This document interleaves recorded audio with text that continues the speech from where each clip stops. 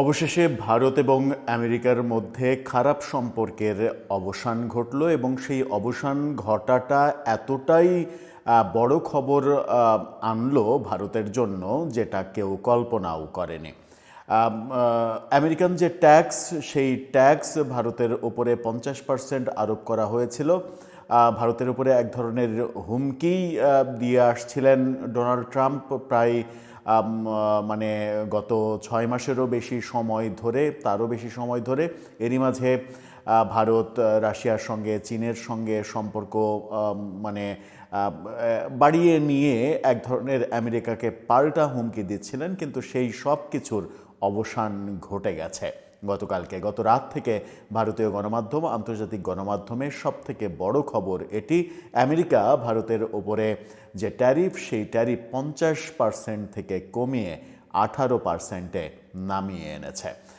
সেই প্রেক্ষাপটে ভারতের প্রধানমন্ত্রী কি বলছেন, এই সম্পর্ক যখন জোড়া লাগলো তখন বাংলাদেশের রাজনীতিতে সেটা কেমন প্রভাব ফেলবে, আগামী নির্বাচন যখন 12ই ফেব্রুয়ারি আমাদের, সেই নির্বাচনে এটা প্রভাব ফেলবে কিনা, চলুন একটু জেনে দেখব খবরের ভেতরে ঢুকে, পারিপার্শ্বিক অবস্থাগুলো আলোচনা করে। থাকবেন পলিটিক্স টিভির নিয়মিত আয়োজনে।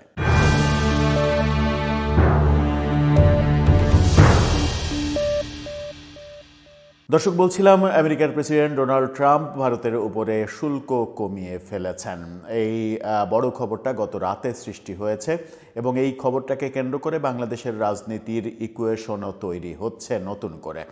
ভারতীয় গণমাধ্যম ইন্ডিয়ান এক্সপ্রেসের শিরোনামটা দেখে নিন। তারা বলছে যে US agrees to trade deal will cut 18% from 50%। এই কথা যখন তারা বলছে তখন উচ্ছ্বসিত এই সময় তাদের বাংলা গণমাধ্যম, তারা ডোনাল্ড ট্রাম্প এবং নরেন্দ্র মোদীর একটি কার্টুন সহ, হাস্যোজ্জ্বল যে কার্টুন, সেই কার্টুন সহ তারা বলছে ট্রাম্প মোদি ম্যাজিক, ঐতিহাসিক বাণিজ্য চুক্তি, এক লাফে ভারতের শুল্ক কমে দাঁড়ালো 18%। সেখানে বলা হচ্ছে আমেরিকা বাণিজ্য চুক্তিতে সম্মত, ভারতের উপর পারস্পরিক শুল্ক 50% থেকে কমিয়ে 18-তে আনা হয়েছে।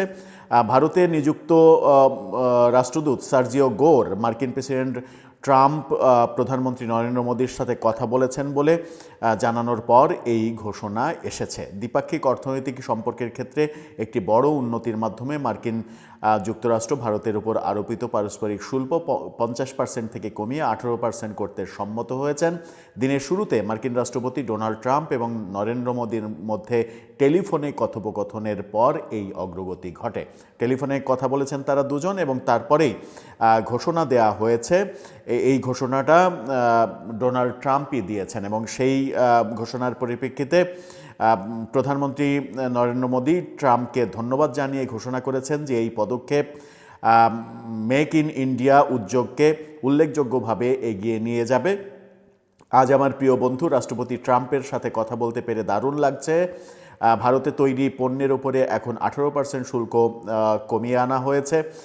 এই চমৎকার ঘোষণার জন্য ভারতের 1.4 বিলিয়ন জনগণের পক্ষ থেকে রাষ্ট্রপতি ট্রাম্পকে অনেক ধন্যবাদ। অর্থাৎ 140 কোটি জনগণের পক্ষ থেকে ডোনাল্ড ট্রাম্পকে ধন্যবাদ জানিয়েছেন নরেন্দ্র মোদী। এই যে ধন্যবাদ জানালেন, তারা তো তাদের দুই দেশের স্বার্থ সংশ্লিষ্ট ব্যাপারে সিদ্ধান্ত নিলেন এবং ভারতের ব্যবসায়ীদের জন্য একটা বড় খবর, অনেক বড় খবর।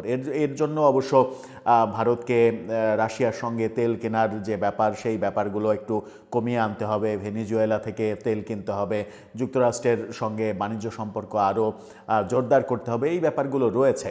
এই ব্যাপারগুলো তো থাকবেই, কারণ কেউ তো আর বিনা স্বার্থে এত বড় ছাড় দেবে না। ডোনাল্ড ট্রাম্পও নিশ্চয়ই বিনা স্বার্থে এত বড় ছাড় দেননি। তার কোনো না কোনো বড় স্বার্থ নিশ্চয়ই, স্বার্থের পারপাসটা সার্ভ হয়েছে, সেই কারণে তিনি রাজি হয়েছেন। কিন্তু এই যে দুজনের সম্পর্ক আবার জোড়া লাগলো, এই প্রেক্ষাপটে বাংলাদেশের রাজনীতিতে সেটা কেমন প্রভাব ফেলবে? বাংলাদেশে 12ই ফেব্রুয়ারি নির্বাচন এবং নির্বাচনের প্রাক্কালে আমেরিকা জামাতের দিকে ঝুঁকে গেছে, ভারত বিএনপির দিকে ঝুঁকছে। এই যে খবরগুলো প্রচারিত হচ্ছিল, এই খবরগুলোর কি কোনো পরিবর্তন হবে? আমেরিকা ভারতের বন্ধুত্ব যখন জোড়া লাগলো তখন কি তারা সম্মিলিতভাবে বাংলাদেশের রাজনীতিতে এবার মাথা ঘামাবে? দুইজন দুই পক্ষে না থেকে দুইজন কি একই পক্ষে আসবে? সেই একই পক্ষে আসলে বিএনপির দিকে ভিড়ে যাবে নাকি জামাতের দিকে ভিড়ে যাবে? এই প্রশ্নগুলো আসছে। এই প্রশ্নগুলো যখন আসছে তখন নিশ্চয়ই ভারত চাইবে আমেরিকাকে প্রভাবিত করতে। ভারত আমেরিকাকে প্রভাবিত করতে চাইলে সেটা বিএনপির জন্য লাভজনক হবে, সাথে বিএনপির সাথে বোধহয় একটা মানে ব্যাকডোর আন্ডারস্ট্যান্ডিং হবে যে আওয়ামী লীগকে যেন রাজনীতি করার সুযোগ দেওয়া হয়, আওয়ামী লীগ যেন রাজনীতি করতে পারে, সেই ব্যাপারগুলো নিশ্চয়ই তাদের আলোচনায় থাকবে। এরই মাঝে গতকালকে সজীব ওয়াজেদ জয় কলকাতার একটি প্রকাশনা উৎসবে ভার্চুয়ালি উপস্থিত ছিলেন। এই ব্যাপারগুলো আমরা আপনাদেরকে জানিয়েছিলাম। সেখানে ভার্চুয়ালি উপস্থিত থেকে সজীব ওয়াজেদ জয় বেশ কথার বোমা ফুটিয়েছেন। তিনি অভিযোগ করেছেন যে আমেরিকা বাংলাদেশে একটা পুতুল সরকার চাইছে, একজন পুতুল প্রধানমন্ত্রী চাইছে, যাকে ইচ্ছামতো আমেরিকা তার ইচ্ছামতো নাচাতে পারবে। সেই রকম পুতুল প্রধানমন্ত্রী হওয়ার জন্য যে প্রস্তুত থাকবে সেই হবে বাংলাদেশের পরবর্তী প্রধানমন্ত্রী। আওয়ামী লীগকে বাদ দিয়ে শুধুমাত্র দুই দলের এই যুদ্ধ, এটা ভোটের রেজাল্ট আগে থেকেই অনুমিত, আগে থেকে নির্ধারিত থাকা, এই ব্যাপারগুলো তিনি বলেছেন। এবং এই ক্ষেত্রে পুতুল সরকারের ব্যাপারে সজীব ওয়াজেদ জয় অনেকটা বিএনপি এবং তারেক রহমানের দিকে ইঙ্গিত করেছেন যে আমেরিকা তারেক রহমানকে পুতুল প্রধানমন্ত্রী হিসেবে বাংলাদেশে চাইছে কারণ তার ইচ্ছা মতো যেন নাচাতে পারে।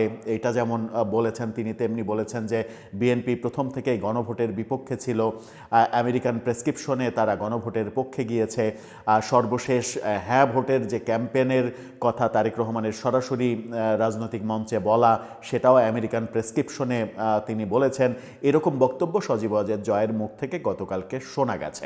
তার মানে সজীব ওয়াজেদ জয় বলতে চাচ্ছেন যে আমেরিকার ডিপ স্টেট, আমেরিকা এখনও বাংলাদেশের রাজনীতিতে মাথা ঘামাচ্ছে, বাংলাদেশের রাজনীতিকে নিয়ন্ত্রণ করার চেষ্টা করছে, এবং নিয়ন্ত্রণ করার জন্য বাংলাদেশের বর্তমান যে দুই দলের মধ্যে লড়াইটা হচ্ছে, সেই দুই দলকে যাদেরকে বেশি বাগে আনতে পারবে তাদের দিকেই আমেরিকা ঝুঁকে পড়বে, এরকম একটা কথার ইঙ্গিত সজীব ওয়াজেদ জয়ের কথার মধ্যে আমরা পেয়েছি। সব মিলিয়ে মানে এই সজীব ওয়াজেদ জয় যে ভাষণটা দিয়েছেন, সেই ভাষণটা কিন্তু আমেরিকার এই শুল্ক কমানোর ঘটনার আগে বলেছেন শুল্ক কমানো অর্থাৎ ভারত এবং আমেরিকার বন্ধুত্ব আবারও নতুন করে জোড়া লাগা, ভারতে আমেরিকার নতুন রাষ্ট্রদূত আসার পরে এই ঘটনাটা ঘটল। এবং অনেক আগে থেকেই আলোচনা হচ্ছিল যে ভারত এবং বাংলাদেশের নতুন দুইজন রাষ্ট্রদূত পাঠানো হচ্ছেই আমেরিকার এই সাইডটা নিয়ন্ত্রণ করার জন্য, এবং ভারতের যিনি রাষ্ট্রদূত রয়েছেন তাকেই মূলত পুরো দক্ষিণ এশিয়াটার দেখভালের দায়িত্ব দেয়া হয়েছে। তাহলে কি ব্যাপারটা এরকম দিকে যাচ্ছে যে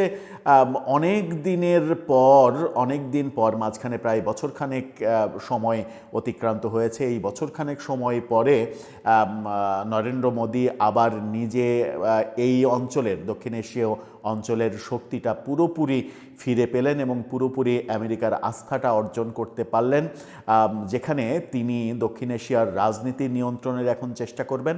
আর রাজনীতি নিয়ন্ত্রণের চেষ্টা করলে বাংলাদেশের রাজনীতির ক্ষেত্রে সেটা কি হবে? ভারতে অবস্থান করছেন ক্ষমতাচ্যুত প্রধানমন্ত্রী শেখ হাসিনা। তিনি অবস্থান যখন করছেন, তাকে যখন ভারত আশ্রয় দিচ্ছে, তাকে কেন্দ্র করেও ভারতের নিশ্চয়ই কোনো একটা নকশা রয়েছে। সেই নকশা কোন দিকে যাচ্ছে, কি রাজনৈতিক সিদ্ধান্ত নিচ্ছে, সব কিছুই কিন্তু খুবই ইম্পর্টেন্ট বাংলাদেশের রাজনীতির ক্ষেত্রে। দর্শক, আপনার কি মনে হয় এই যে আমেরিকা 50% থেকে একেবারে এক লাফে 18% শুল্ক নামিয়ে আনলো, যেটা এই অঞ্চলে সর্বনিম্ন শুল্ক? এখন ভারত বড়াই করে বলছে যে এই অঞ্চলে এর চাইতে শুল্ক নেই এবং বিশ্বের অন্যতম কম শুল্কের দেশ হয়ে গেল এখন ভারত এবং ভারতীয় পণ্য। সেই জায়গায় দাঁড়িয়ে ভারত কি আমেরিকার আস্থা নিয়ে এই অঞ্চলের রাজনীতি, বিশেষ করে বাংলাদেশের রাজনীতি কন্ট্রোল করার চেষ্টা করবে? আপনার মতামত জানিয়ে লিখতে পারেন আমাদের কমেন্ট বক্সে।